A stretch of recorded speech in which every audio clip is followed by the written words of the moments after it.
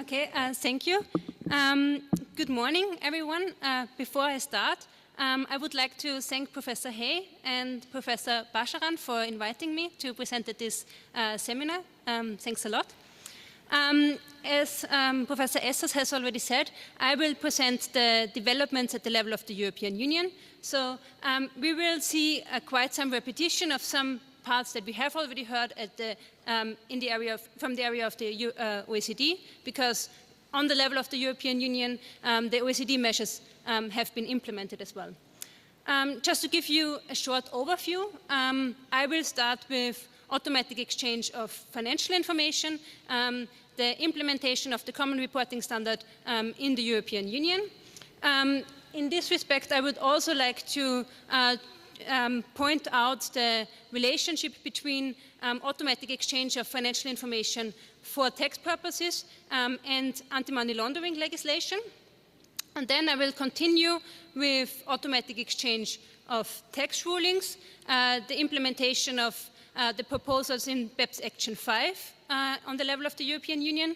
And last but not least, I will also have a look at country-by-country reporting. And here I would especially also draw your attention to the proposal for public country-by-country reporting in the European Union. If we look at automatic exchange of financial information, what is the background? In the European Union, we had already, there was the first proposal for automatic exchange of information, of financial information already under the Savings Directive. However, it still had a limited scope, like was only covering interest income and information and natural persons, so not legal entities. And also, it did also not cover a look-through approach, like looking at who are the beneficial owners behind a passive entity. The background is also, we can also see the developments in the US. The FATCA, Foreign Account Tax Compliance Act, was kind of the starting point for a broader automatic exchange of information on a global level. They introduced as a unilateral measure a requirement for foreign financial institutions to report bank account information of US persons to the Internal Revenue Service. However, because of data protection issues and constitutional issues in a lot of other countries, so the foreign financial institutions, from the perspective of the US, could not comply with the US provisions at the same time as with their domestic provisions. So in order to overcome this issue, the US has developed FATCA model intergovernmental agreements. So there are two different model intergovernmental agreements that have been developed. And the FATCA Model 1 agreement has also been taken as a model then by the OECD to develop the Common Reporting Standard as a global standard for automatic exchange of financial information. And this Common Reporting Standard has then been implemented on the level of the European Union by an amendment of the Administrative Cooperation Directive. This also became necessary because if we look at the Administrative Cooperation Directive, there we find a most favored nation clause requiring, if one European Union member state agrees to a broader scope of exchange of information with a third state, it would also have to offer the same possibility to all other European Union member states. So in order to avoid an uncoordinated extension of exchange of information within the European Union, it became necessary to adopt a broader exchange of information also in the European Union. If we look at automatic exchange of financial information, we have already heard that it basically requires a two-step reporting mechanism. So the financial institutions have to perform a due diligence procedure, have to find out who are account holders that are not resident in the same jurisdiction as the financial institution, and have to report this information on these these bank account holders to their own tax authorities. We have already heard the reporting will start with tax periods as from 2016.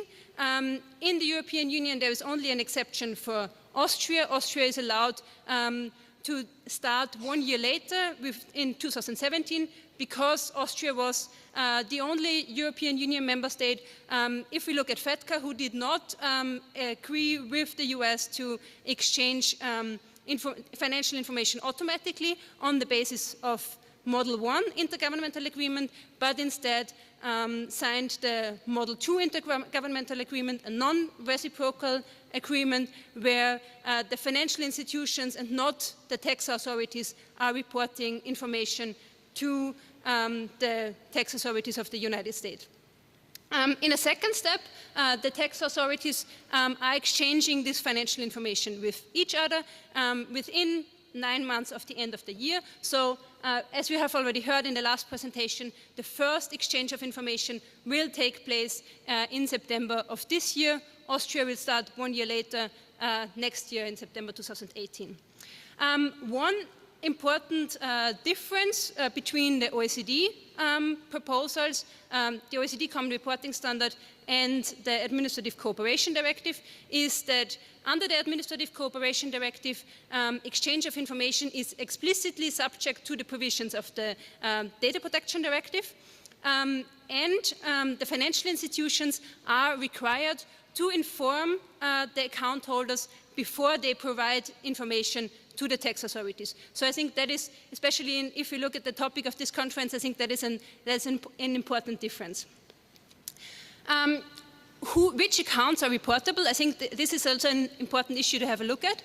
First of all, if the basic requirement is that the account holder is resident in another member state than the reporting financial institution. So if we have, for example, a bank in Croatia and an account holder from Italy, then the financial institutions have to collect information on that bank account and report it to its own tax authorities, to the Croatian tax authorities. Croatian tax authorities exchange that information with the Italian tax authorities. The same applies for entities, so they are also covered by these provisions. One important part is that the Administrative Cooperation Directive applies kind of a look-through approach. So the financial institutions also have to find out who are the controlling persons of passive non-financial entities, and have to then find out where are these controlling persons resident, and then report information also to the resident state of the controlling persons. For identifying the controlling persons, the financial institutions have to rely on the beneficial ownership definition under the anti-money laundering legislation, which is quite interesting because not every beneficial owner under anti-money laundering legislation is also relevant for taxation. So not every beneficial owner is liable for taxes in his resident state. To identify the reportable accounts, the financial institutions have to perform a due diligence procedure, which basically requires an indicia search. So they have to usually apply an electronic record search to see if there are any indicia that a person is resident in another European Union member state or in another jurisdiction with whom the state of the financial institutions has agreed to exchange information automatically. And then for certain accounts, so higher value accounts, for example, they also have to perform a paper record search. And they also have to look at the information they have already available for anti-money laundering purposes in order to find out if account is reportable.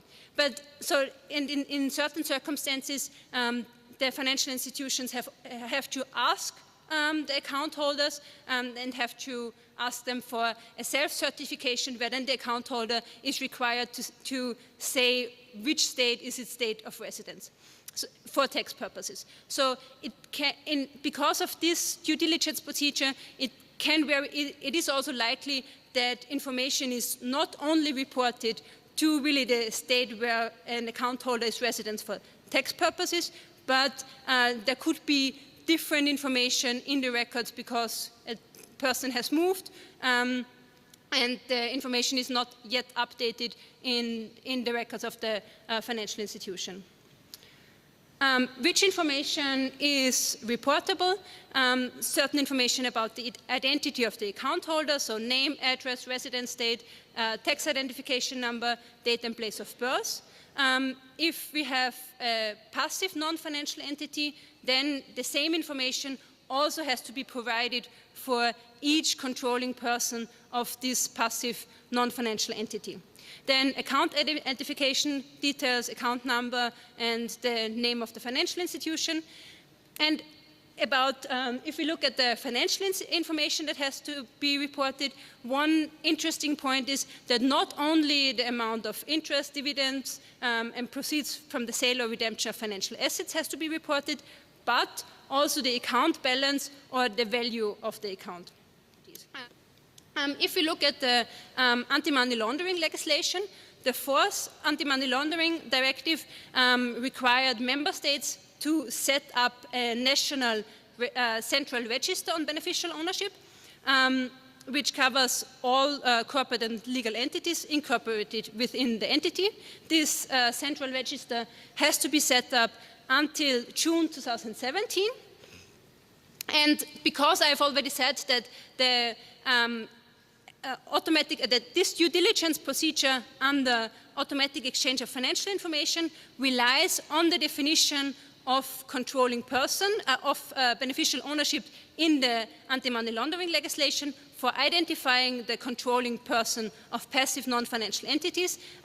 It is relevant for the tax administrations to know who is the beneficial owner in order to ensure that financial institutions are compliant with their obligation to report information on bank accounts that are held by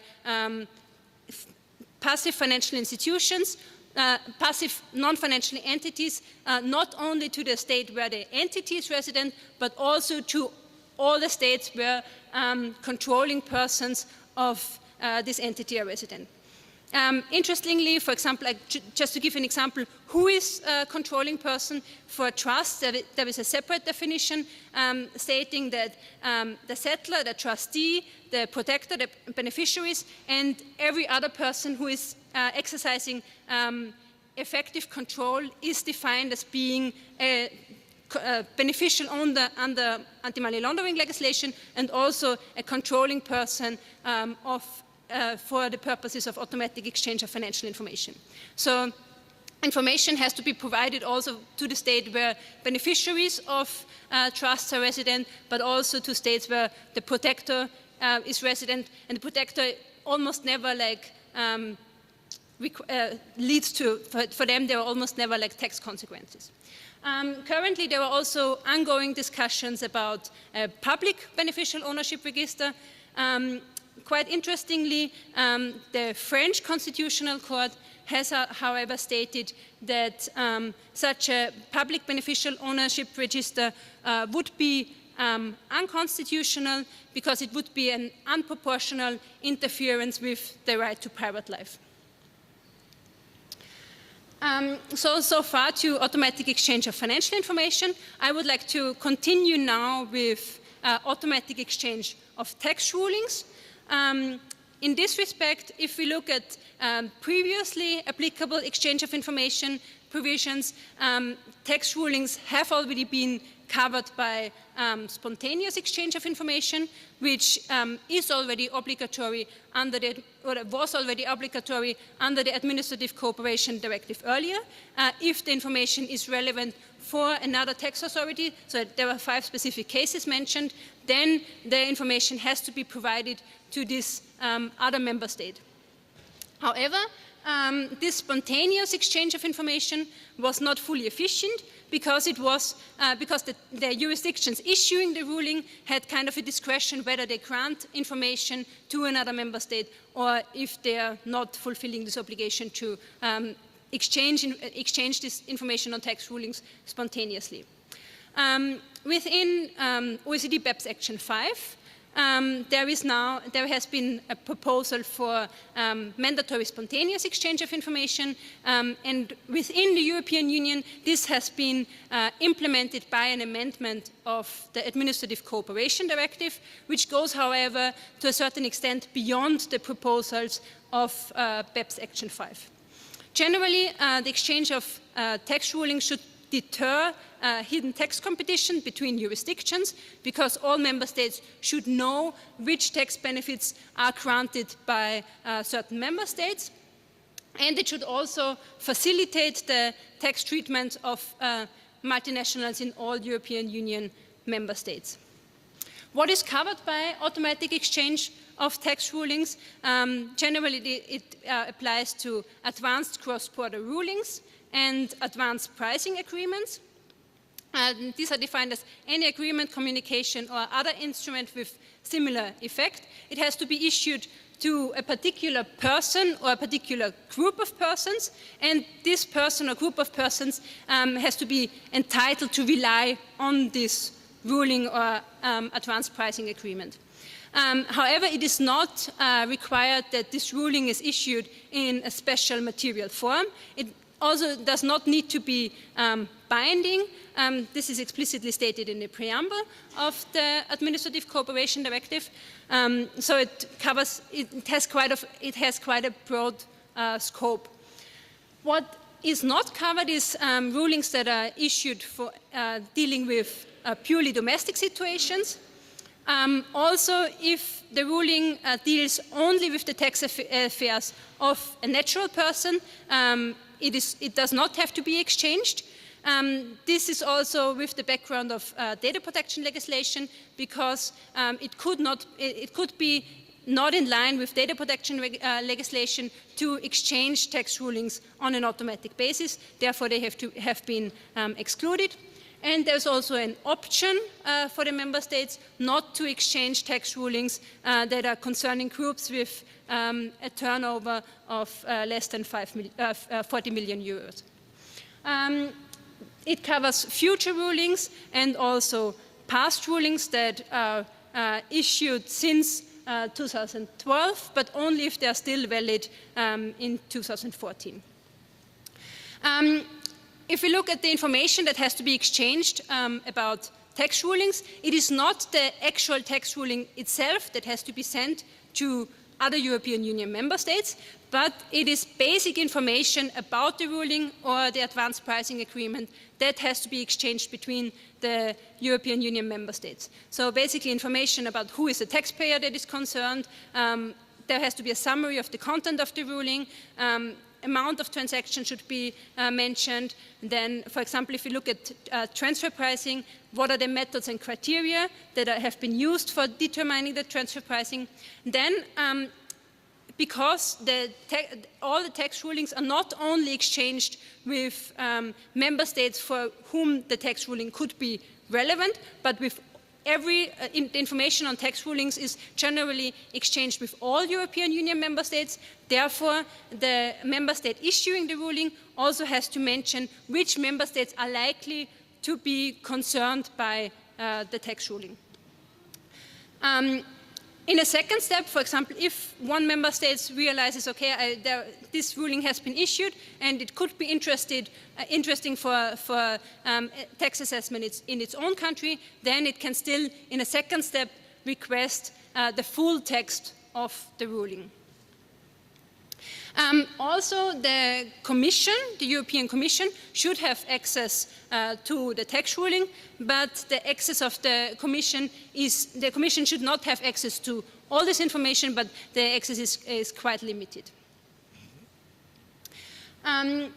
Last but not least, a few words about country-by-country reporting and the automatic exchange of country-by-country reports. The background is that within the OECD BEPS Action Plan, in BEPS Action 13, the OECD has suggested a three-tier approach consisting of the master file, the local file, and the country-by-country report. And if we look at the European Union, at the level of the European Union, the master file and the local file has already been part of the code of conduct on transfer pricing documentation earlier. So it's only the country-by-country report that is actually new within the European Union. And this country-by-country report should basically provide a high-level overview over the global allocation of income, economic activities, and taxes that have been paid by multinationals. It covers only large multinationals with a group revenue of more than 750 million euros.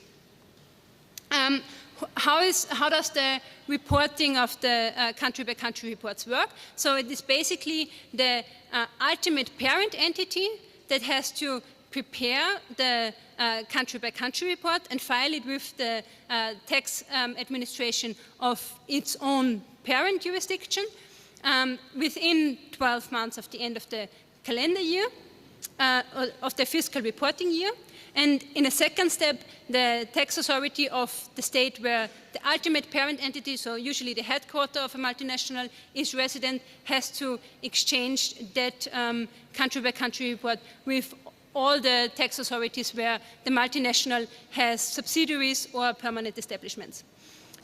Interestingly, here we have a difference because BEPS Action 13 is dealing with master file, local file, and country-by-country report.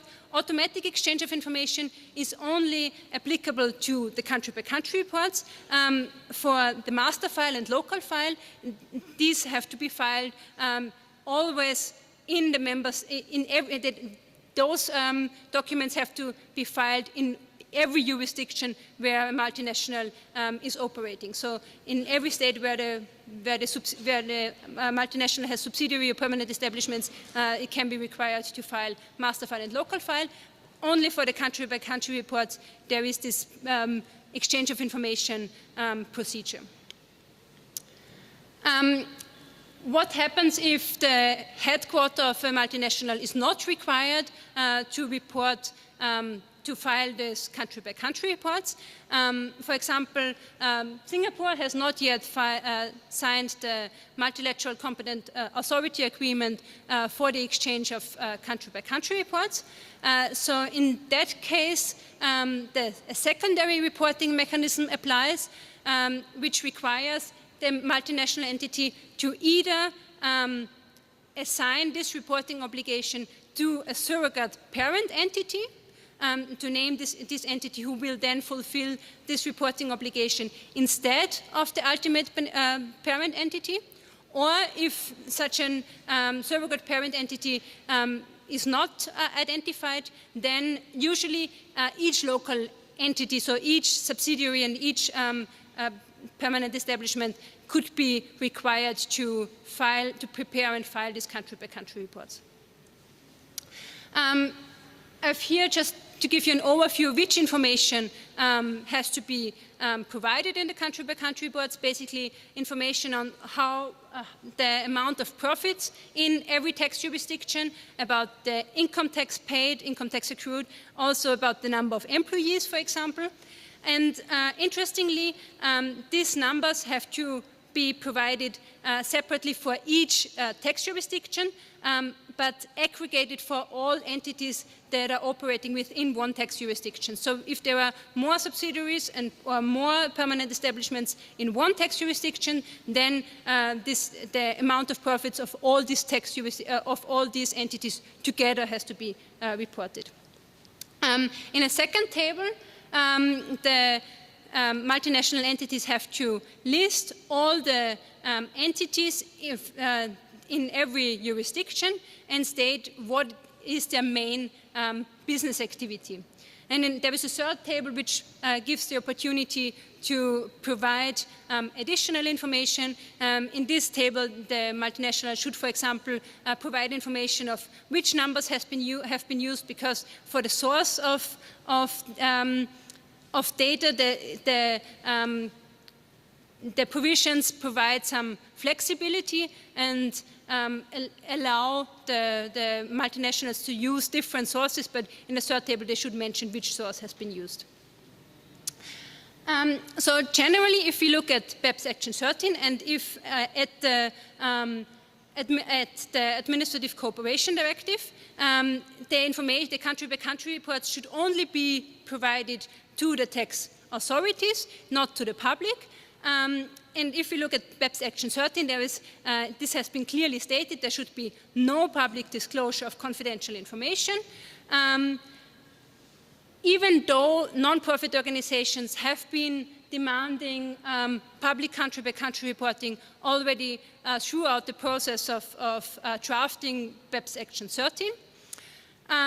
Nevertheless, if we look at the level of the European Union, there is now a European Commission proposal for implementing public disclosure of country-by-country reports in the European Union. What's the background? Why has this been proposed? Basically, there is this, the public disclosure of country-by-country reports does not only have the aim to identify multinationals who have evaded taxes, but should also act as a deterrent to tax avoidance or aggressive tax planning. So if we look at the preamble form of the proposal, it states, for example, that public scrutiny should help to ensure that profits are effectively taxed where they are generated. So it's kind of a naming and shaming approach that has been applied. That is kind of the background of this proposal for public country-by-country reporting. This proposal has also been criticized by the OECD and also by the US tax authorities. For example, Pascal Saterman said that public CBC reporting was not the deal that was reached by the OECD and the G20, and the European Union has been criticized because they have been on the table when automatic exchange of country-by-country reporting was agreed, and shortly after they have proposed public country-by-country reporting. If we look at existing provisions for public country-by-country reporting, we find some kind, not the same type of country-by-country reporting in the extractive industries. So in that respect, the European Union Accounting and Transparency Directive requires the companies in the extractive industries to disclose payments to national governments as a part of their annual financial statements. However, the background of this proposal is the Publish What You Pay campaign. So basically, it had the purpose of showing how much money the governments got in order to act as a deterrent to that governments are not using the money in the way they should use it. Furthermore, in the financial sector, for credit institutions and investment firms, the Capital Requirements Directive also has already required public country-by-country reporting. The proposed amendments of the Accounting Directive to implement public CBC reporting have already implemented by some European Union member states, namely by the UK in the Finance Bill. It gave the Treasury the power to adopt regulations for public disclosure of CBC report, but as far as I know, it is not yet in place. Such a regulation has not yet been adopted. And if we look at France, public country-by-country reporting has been adopted in November 2016, but shortly after the Constitutional Court in France has declared public country-by-country reporting as unconstitutional. I will have a closer look at this decision in the presentation in the afternoon. If we look at the proposed amendment of the Accounting Directive in the European Union, similarly as in the same way as automatic exchange of country-by-country reports, it covers multinationals with a turnover exceeding 750 million. However, the information that has to be published is a bit more limited than for automatic exchange of CBC reports. So there are no 3 tables, but only one list of information that has to be provided, but it also covers, again, like amount of profits, number of employees, and the amount of income taxes that has been paid. Interestingly, the information has to be provided separately for each European Union member state, but not for all other tax jurisdictions where the multinational is operating. For all other tax jurisdictions, the information only has to be provided on an aggregated basis, which has been criticized because it puts the subsidiaries within the European Union at a disadvantage, because more information has to be disclosed within the European Union than for subsidiaries and permanent establishments outside the European Union. So if we look generally at the recent transparency initiatives in the European Union, we can witness a broader scope of reporting of information that is required to the tax authorities. We see more information that has to be reported by financial institutions about bank account information. Then CBC reports have to be prepared in addition to already existing transfer pricing documentation that was maybe similar to information that is provided in the master file and in the local file. And this kind of shifts the burden of information gathering from the tax authorities to a certain extent to tax intermediaries, for example, as the financial institutions, or to the taxpayers. This increasing requirement to report information, for example, if we look at the CBC reports, could reduce aggressive tax planning, because the multinational entities will have a look and strategically review which information they are reporting and how this information could be perceived by the tax authorities, and they will be prevented maybe from reporting a very low amount of profit in a jurisdiction where they have a high number of employees. Then we also see a broader scope of exchange of information between the tax authorities. As we've already heard, this will result in the tax authorities having more information available, and it will be questionable how the tax authorities can process this information. We can also, if we look at especially at country-by-country reporting, there will have been the concerns that the country-by-country reports will lead to more double taxation, because there was the concern that not all tax jurisdictions will comply with the arm's length principle, and if they see that they have, for example, a high number of employees in their jurisdictions but not a high number of profits, then they would try to get more profits in their country that they can tax as well. That could lead to more disputes, but after that could also increase harmonization, because it could become apparent that it is necessary to harmonize tax laws in order to avoid these increasing disputes. This broader exchange of information between tax authorities could also be seen as an attempt to monitor country compliance. So, for example, if we look at exchange of tax rulings between member states, there is this, all member states should know which tax benefits are granted by certain member states. So this could lead to a fairer tax competition to a certain extent. Last but not least, we also have, there is also now a discussion about a broader scope of disclosure of tax information to the public.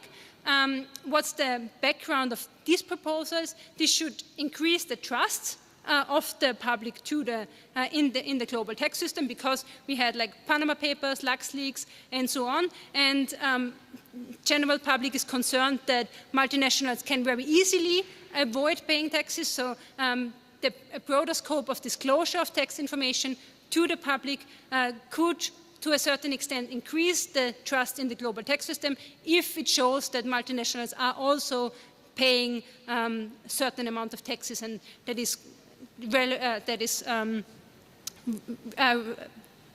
fits for their the amount of profits that they make. It should also, if you look at the preamble of the European Union proposal, the Commission also states that a more public disclosure of tax information should promote a better informed debate on shortcomings in tax law. However, here it is questionable whether the disclosure of the public CB3 reports alone could already give kind of an insight of how the tax laws work, because it's basically only a certain number that is disclosed and not kind of the underlying framework. And so in order to really give more insight, it would also be required to at least additionally disclose master file, which gives a broader overview over the tax situation of a multinational. Yeah, with this I came to the end of my presentation. Thanks a lot for your attention, and I'm looking forward to the discussion afterwards. I give you the floor. Yeah, thanks a lot. I will now continue with the legal restrictions on tax transparency from a European Union perspective. We have already heard a little bit of European Union case law. I took a little bit of a different approach. I will mainly focus my presentation on data protection in the European Union. So this will be the main part of my presentation. And then I will also have a quick look at the freedom to conduct the business and at the fundamental freedoms, whether they can restrict tax transparency. I don't have to go into detail. We have already seen the transparency initiatives in the morning. If we look at data protection in the European Union, there is a number of provisions that are protecting personal data in the European Union. If we look at the Charter of Fundamental Rights, we have the right to private life, and in addition, the right to the protection of personal data. The right to private life is kind of the equivalent provision to Article 8 of the European Convention on Human Rights, which also protects the right to private life, and where the European Court of Human Rights has accepted the right to data protection within that provision. In addition to that, on the level of the European Union, we have now also a separate right for the protection of personal data. However, if we look at the case law of the ECJ, then we see that very often the ECJ is referring to both Article 7 and Article 8 in data protection cases. In addition, Article 16 of the Treaty of the Functioning of the European Union is also protecting the right to the protection of personal data. Then in the level in secondary European Union legislation, we have the Data Protection Directive, which has been the first fundamental legal basis for data protection in the European Union. That has already been adopted in 1995 with basically two aims. On the one hand, it should ensure a free flow of personal data in the European Union by harmonizing data protection laws, so not only providing for a minimum standard, but for full harmonization. And on the other hand, it already had the aim to protect the fundamental rights. Last year, 2016, the General Data Protection Regulation has been adopted, which shall further harmonize data protection in the European Union and will replace the Data Protection Directive from 2018 onwards. So I will now have a look, is this data protection legislation even applicable in the area of exchange of information?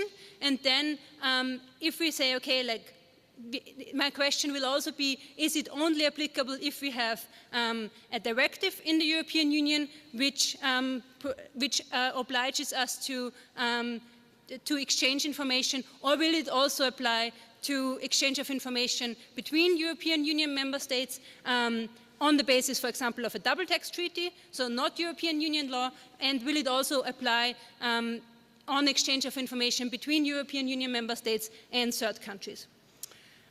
Therefore, let's have a closer look like what is covered by secondary European Union law on data protection, the directive and the general data protection legislation. Both of those provisions explicitly only cover natural persons. However, if we look at the Charter of Fundamental Rights, the scope is not that clear, because the Article 8 of the Charter of Fundamental Rights basically states that everyone has the right to the protection of personal data. So there is this question, does it only cover natural persons or also legal persons? There is one case that has been decided by the ECJ, the Schecker case, where the ECJ decided that legal persons are protected only insofar as the official title of the legal person identifies one or more natural persons. That is basically, if I have a company that is called VIWÖENG311 Limited, then it would be protected. If I have a company that is called Company Limited, then it would not be protected. Kind of an interesting approach. However, in the Schecker case, the ECJ referred to the case law of the European Court of Human Rights on that issue, and the European Court of Human Rights has used a definition for personal data, stating that it should cover any information relating to an identified or an identifiable natural person. This definition has been used by the European Court of Human Rights in order to stress a broad scope of data protection that is covered by the right to private life. And if you read the judgments, it does not really have the aim, or it does not look like as it has the aim to limit the scope of data protection to natural persons, even though this definition is used. And we have also heard in the last presentation about the Ben Larsen holding case, and there is also one more case, Otuma Investments, where the European Court of Human Rights has not clearly stated that legal persons are covered by the right to private life, but on the other hand, the European Court of Human Rights also did not say that they are not covered. So I think in one of the cases the court said that it is it is prepared to accept that there has been an interference. So kind of avoiding to answer that question. Generally, so we can say like natural persons are clearly covered. When we look at legal persons, it is not so clear. If we look at what is covered by what is personal data, so what should be covered, the ECJ has adopted a broad scope, stating that it also covers data concerning activities of a professional nature, also data about the income of a person is personal data. There is no need that data is sensitive, and also the persons that are, so there is no need that the persons have been inconvenienced. So basically, almost everything that is relating to an identified or an identifiable natural person, or if we accept the legal persons, can be within the scope of personal data. Data protection in the European Union protects the processing of personal data, which is defined as any operation which is performed up on personal data. Is the collection, the organizing, structuring, storing, also the use of personal data, the disclosure of personal data, or also erasure and destruction. So a very broad scope of data protection in the European Union. On the territorial scope, the Data Protection Directive states that the processing of personal data is covered where the controller is in the European Union. The controller is the one who decides what should happen with the data. And for example, if we look at automatic exchange of financial information, we find a definition in the directive stating in that respect the controller should be both the financial institution and the tax authorities. So this just as an example. In the General Data Protection Regulation, the scope is even broader, also covering situations where only the processor is in the European Union. To illustrate that, a quick look at some case law. ECJ has stated that, for example, the communication of personal data to public authorities is covered, that collection and retention of personal data is covered by the broad scope of processing of personal data. Also, the transfer of information from one public authority to another public authority. This was the Smaranda-Barra case that concerned the sending the information from the tax authorities to an authority that was responsible for social insurance. Then also disclosure of information to the public is covered, and even the publication of already public information. That is the Satakunnan, Markkina Pörsi and Sata Media case, where tax information in Finland was already publicly available, and then one company was collecting this information and was publishing this information that was already publicly available in a journal, and the ECJ has decided that this is also covered by data protection in the European Union. So if we look at, both in the secondary European Union law, there are, however, some exceptions for activities that are not covered by European Union data protection. And the Data Protection Directive here, one exception that could be relevant in this respect for exchange of information is that activities that are outside the scope of community law should not be covered. However, if we look at ECJ case law, the ECJ has adopted a very narrow interpretation and stated that this exception should only be applicable for activities that fall under the former second and third pillar. So this means that for the applicability of the Data Protection Directive, we do not need a cross-border situation, but the Data Protection Directive is also applicable for purely domestic situations. We find a similar wording in the General Data Protection Regulation, stating that activities outside of the scope of union law should not be covered. And here, from the way how the regulation is formulated and also from the preamble, I would argue that, that there should be a similar narrow scope of this exception. This broad, if you look at this secondary European Union law, this basically means that the Data Protection Directive and later on the General Data Protection Regulation will be applicable on exchange of information concerning natural persons, both in the situation where it is exchanged on the basis of the Administrative Cooperation Directive, or also whether it's exchanged between European Union member states and third countries. So also on the exchange of information on the basis of FEDCA or on the basis of implementation measures of the Common Reporting Standard will be covered by secondary European Union law on data protection.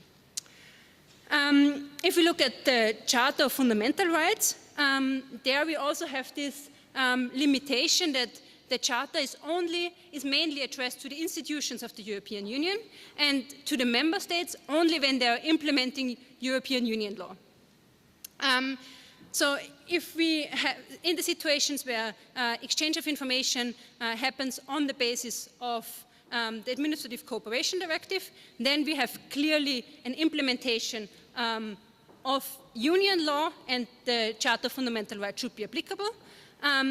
However, also in all situations where the secondary European Union law on data protection should be applicable, we could also argue that the Charter right should apply as well. However, here we also from the Charter, it is not so sure whether legal persons are covered. So mainly for automatic exchange of financial information, there is definitely an applicability of the right to data protection of Article 8 of the Charter of Fundamental Rights. So what are the requirements that are stemming from data protection provisions? If we look at the Charter, it states that the data must be processed fairly and for a specific purpose, and either on the basis of consent, but that is usually not relevant for exchange of information for tax purposes, or on another legitimate legal basis laid down by law. This is like some more guidance can be drawn from secondary European Union law, the Data Protection Directive and the General Data Protection Regulation, which provides for some data quality principles. And these are, for example, the lawfulness and fairness, basically requiring a legal basis and some procedural rights. The principal purpose limitation, which basically requires that data can only be collected for a specified purpose and not be used further for other purposes. Data minimization, accuracy, and also storage limitation, so basically requiring that the data is not stored longer than necessary.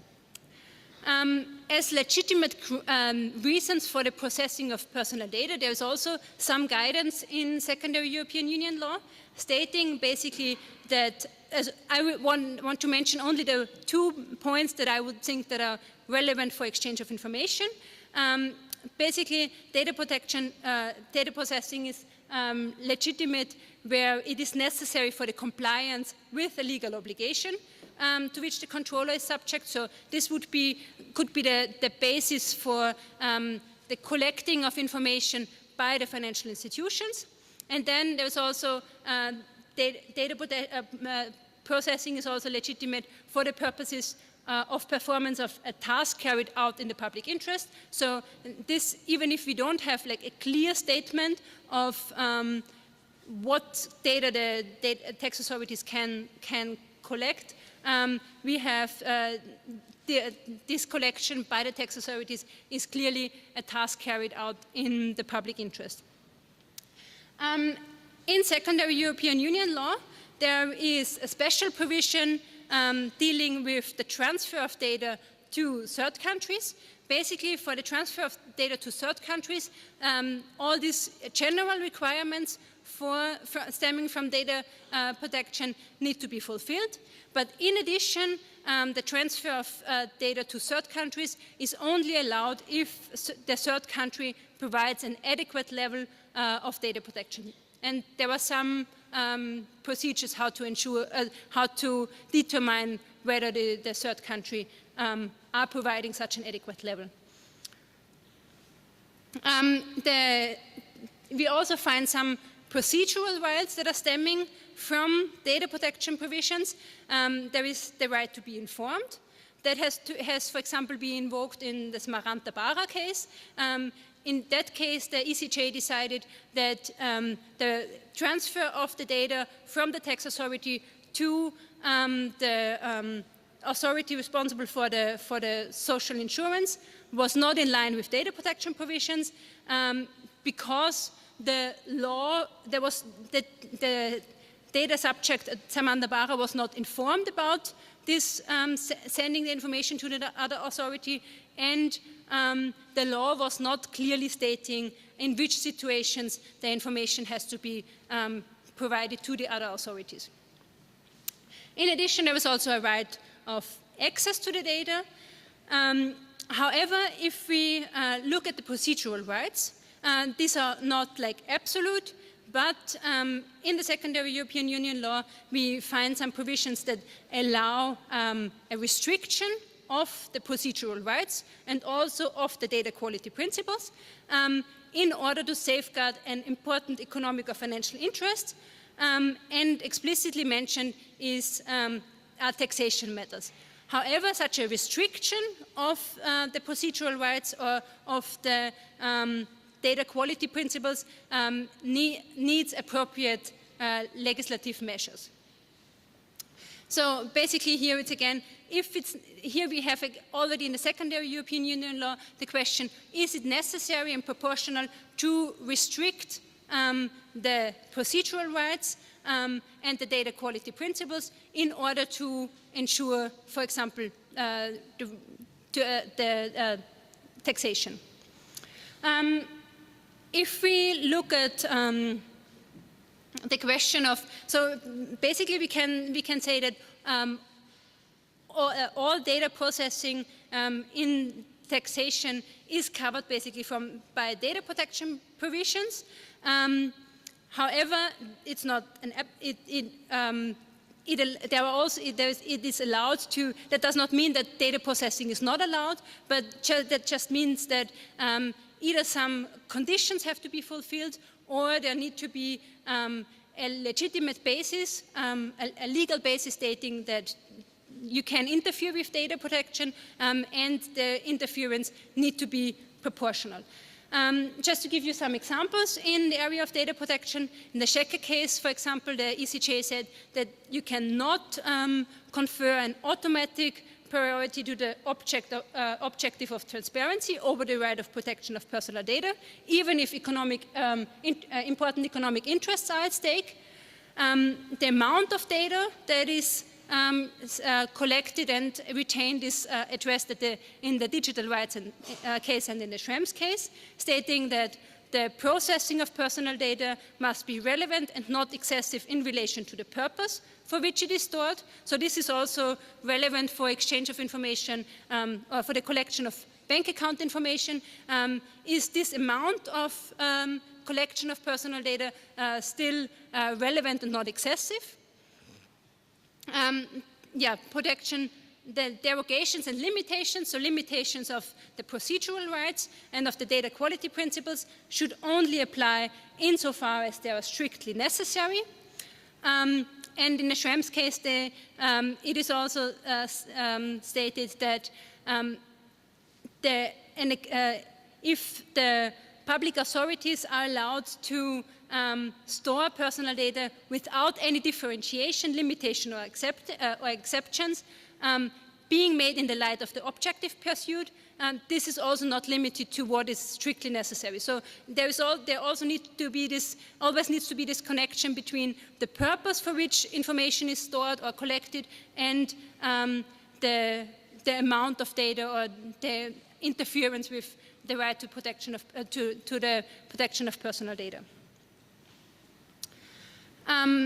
I've already mentioned a few points. If you look at automatic exchange of information, what is the objective, what is the purpose of collecting and storing and exchanging information? It is on the one hand fighting fraud and tax evasion.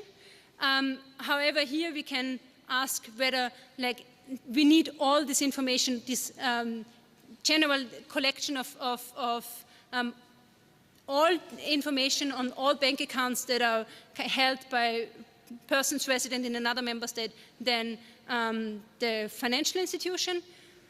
But it also has the objective of limiting the administrative burden by adopting international standards. So basically, if we, in some respects, some data is collected that is not clearly necessary for tax purposes. For example, if we look at the definition of controlling persons, it also covers persons that do not, for whom there are no tax consequences in their residence state because they are not taxable on that income of that bank account.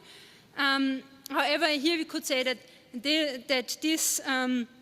the use of the anti-money laundering legislation is kind of limiting administrative burden for financial institutions and could therefore be proportional.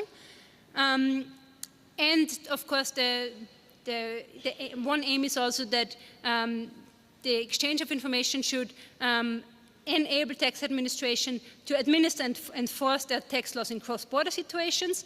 And for example, we also have because we also have the account balance that is exchanged, which is where we could argue, do we need that if we just want to tax the amount of interest? That could be, that is used maybe for the assessment of the likelihood of tax evasion.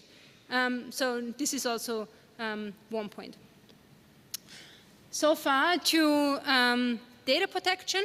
I would jump to the next point, I want to ask the question whether also the freedom to conduct a business could be relevant for exchange of information. And here I want to especially have a look at public country-by-country reporting. I found an impact assessment that has been conducted by the European Commission, where they had also a look at possible interferences with the fundamental rights.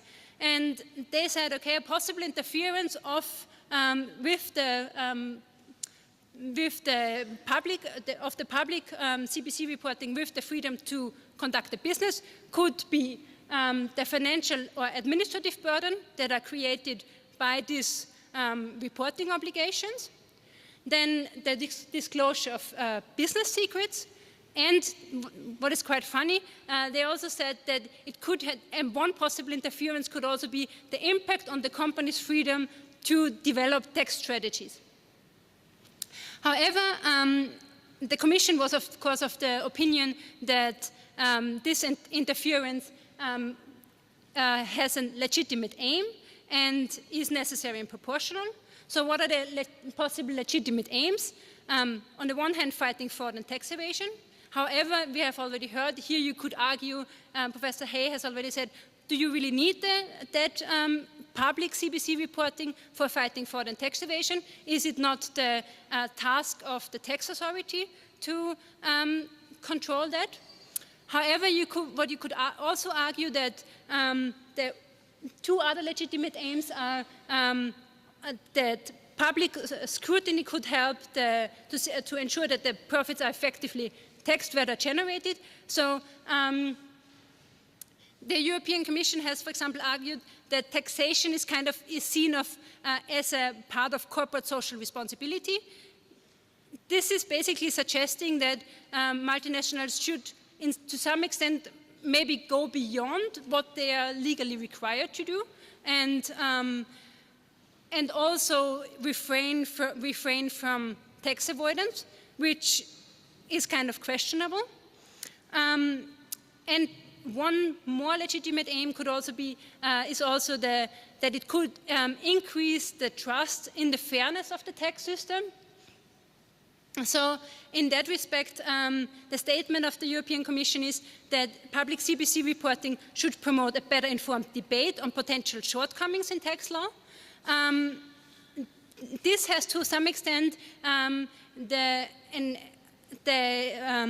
perception that it should kind of be the general public who is not only controlling the multinationals, but also controlling the government, whether they are like putting in place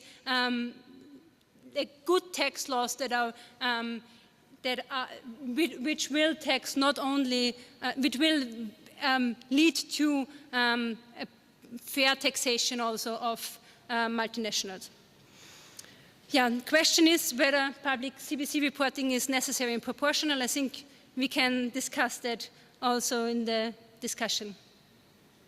The French Constitutional Court has decided that, I've already mentioned that public CBC reporting is not constitutional because it interferes with the freedom of enterprise.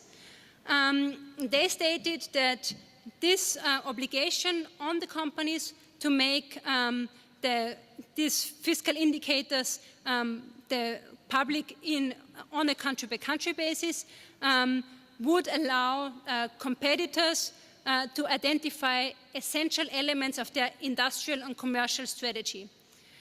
They accepted that CBC reporting has the legitimate aim of fighting fraud and tax evasion, so they only refer to this one legitimate aim, but without explaining it very long, they stated that it is a non-proportional interference.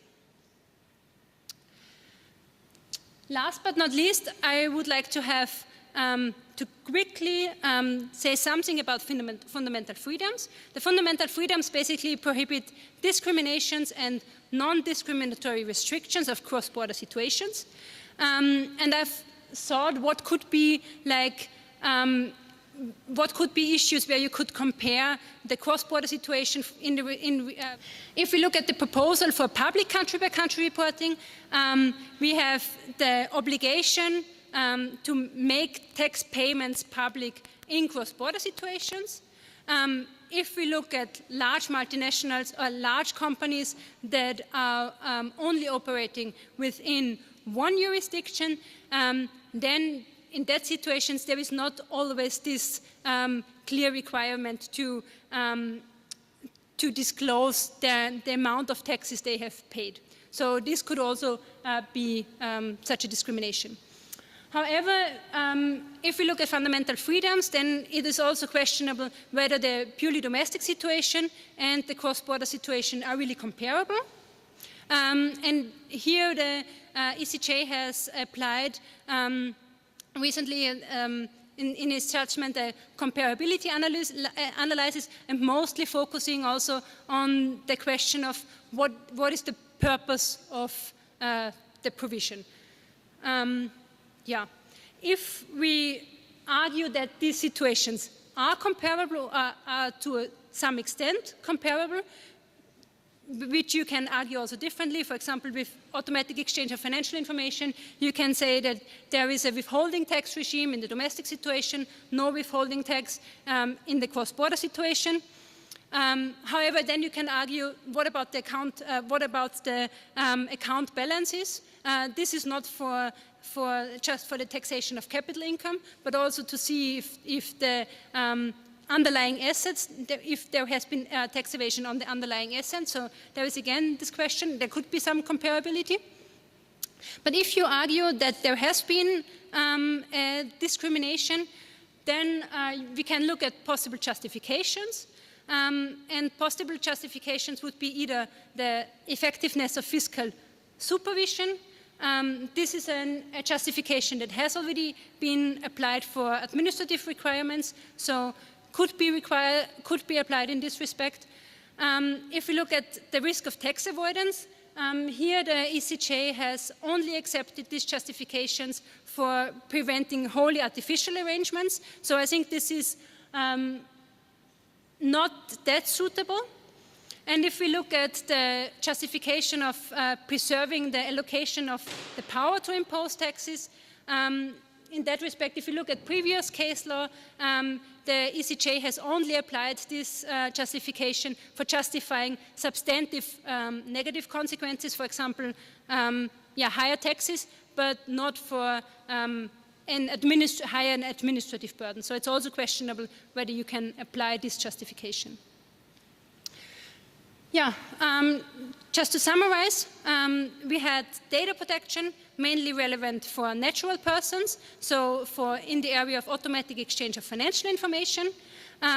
Here, especially the principal purpose limitation and necessity could limit this large scope of bulk transmission of data. I had a look at the freedom to conduct a business, where we can see where we could argue that public CBC reporting is an interference, but possibly it could be justified. And we also had a look at the fundamental freedoms, where the main question, I think, is whether you can compare the domestic situation and the cross-border situation. Thanks a lot for your attention.